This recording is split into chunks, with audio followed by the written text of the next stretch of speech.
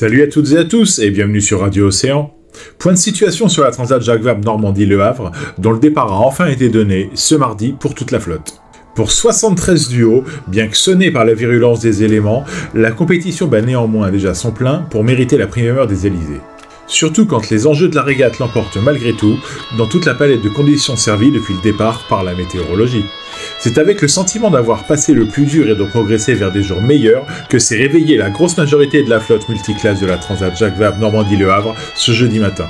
48 heures après le départ du Havre pour les IMOCA, 72 heures après le retour des classes 40 et des Ocean 50, l'heure d'un petit répit a bel et bien sonné pour les équipages, dont la plupart ont laissé le golfe du Gascogne à la poupe.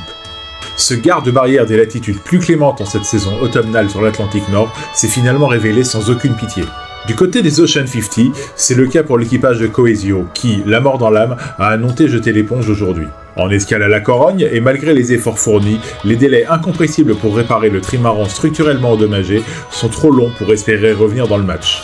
Ce sont donc seulement 3 Ocean 50 qui restent désormais en course, avec Solidaire en peloton en tête, devant Réalité et Viabilis Océan.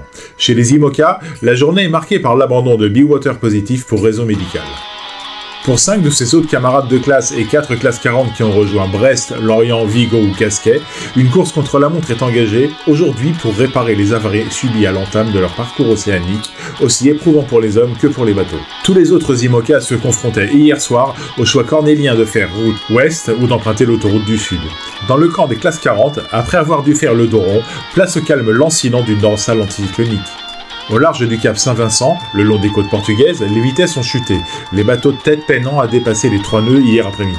Car la grande traversée océanique, avec ses enjeux à coups de petits décalages tactiques et de grandes options stratégiques, commence bel et bien aujourd'hui. Mais dans l'autre hémisphère, en Atlantique Sud, pas de trêve non plus.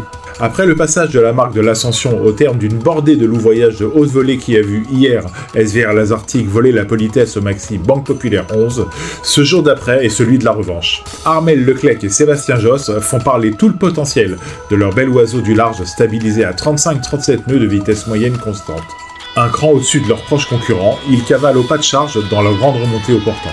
Et si demain est un autre jour, il passera à coup sûr aussi vite que les 1000 défilent sous les flotteurs de ces géants, attendus dès dimanche à Fort-de-France. N'hésite pas à partager et republier ce bulletin d'infos sur la Transat Jacques Vabre Normandie-Le Havre. Abonne-toi à ma chaîne et aime cette publication au passage. Si t'es sur l'eau, je te souhaite du beau temps et bon vent. Tu aimes ce que tu viens de voir, n'hésite pas à le partager, à le commenter, à le publier à d'autres personnes et à t'abonner à ma chaîne. Ça fait toujours plaisir. Bonne journée!